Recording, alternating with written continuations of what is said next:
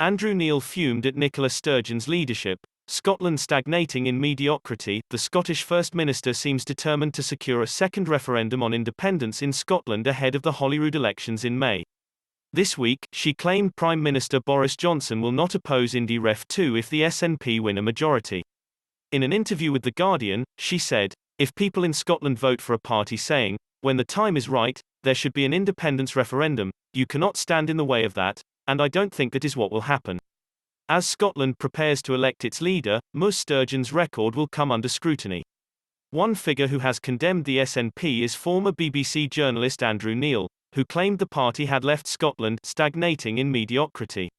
He made the claims in a column for Mail Online in November last year. Mr. Neil said devolution had been a huge disappointment and added that Edinburgh had built something close to a one-party state. He continued, "It has hardly been a success. As a result of this remorseless expansion by the state, Scotland is now one of the most overgoverned, bureaucratised countries in the Western world." The journalist also mentioned Scotland's education downturn. He said, "SNP governance has disappointed in many respects, but perhaps most of all in education, for which Scotland used to be world famous. For a long time, Scotland had a proud tradition of social mobility, where high standards and expectations in schools helped to ensure that bright but poor kids could overcome the disadvantages of their backgrounds. In 2019, the number of students achieving passes in core higher subjects dropped significantly, just as international comparisons showed Scotland falling behind other countries in attainment," Mr. Neil highlighted. He also cited the analysis of Lindsay Patterson, Professor of Education Policy at Edinburgh University, who said Scotland's system is stagnating in mediocrity. Mr. Neil added that progress has stagnated on so many fronts in Scotland, including on key issues such as poverty.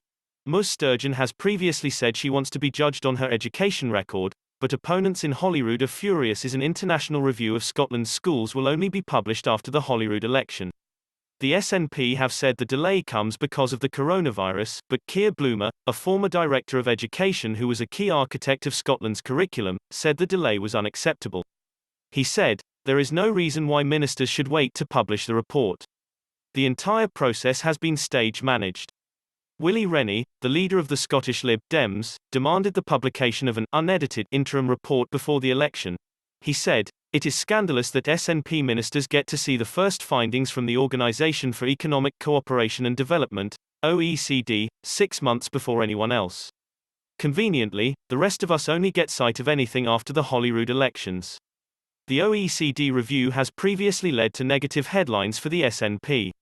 The last OECD report in 2015 found that a fifth of schools were only rated as satisfactory, with 1 in 10 branded weak or unsatisfactory.